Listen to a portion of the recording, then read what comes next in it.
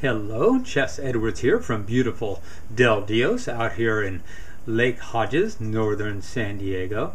I wanted to speak a little bit about doubt, and specifically about the difference between battling doubt and allowing doubt. Recently I had a bit of a struggle with doubt in my own life, and I know we all do.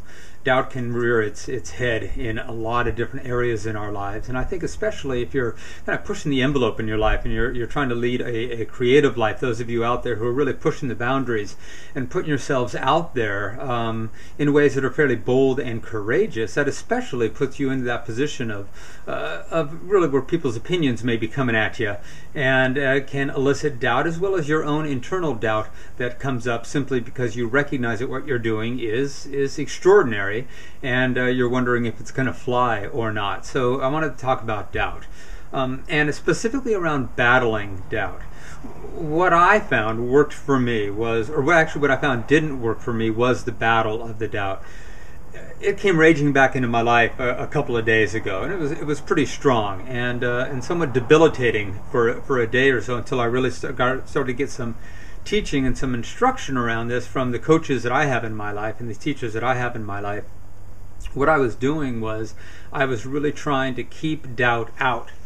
I was really denying it and battling it and just trying desperately to keep it out, basically closing the door on doubt. And what happens when we do that is we do close the door, and we can keep it out for a while, but the problem is it's still out there, and it's going to remain out there because we haven't dealt with it yet.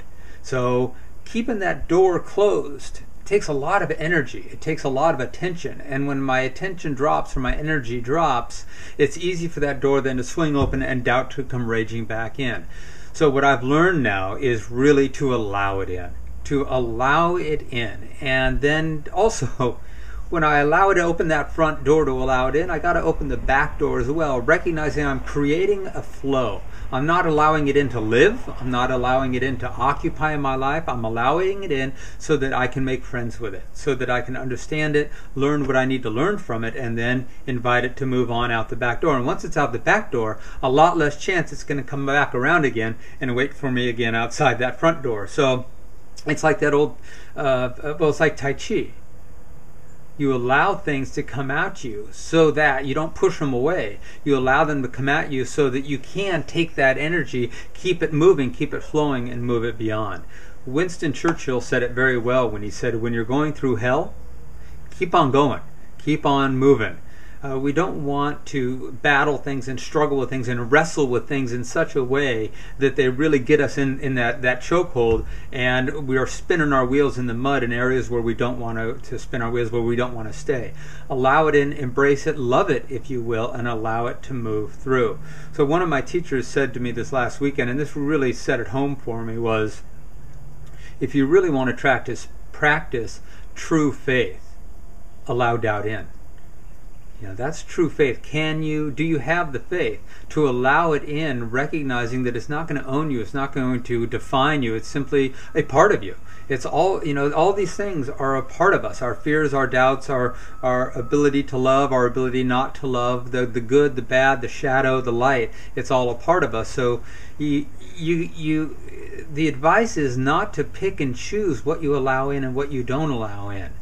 It's to allow it all in. Embrace it, love it, allow it then to move on if it's meant to move on, or settle if it's meant to settle. But allow it all in. Don't pick and choose, I'm going to close the door on this and not on something else. Open the door, let it in, and then let it move on.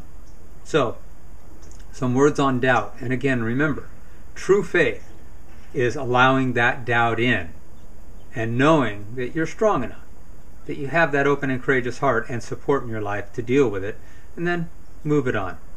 All right. Thank you much for listening. Hope you have a wonderful day, and I'll talk to you all soon. Take care. Bye-bye.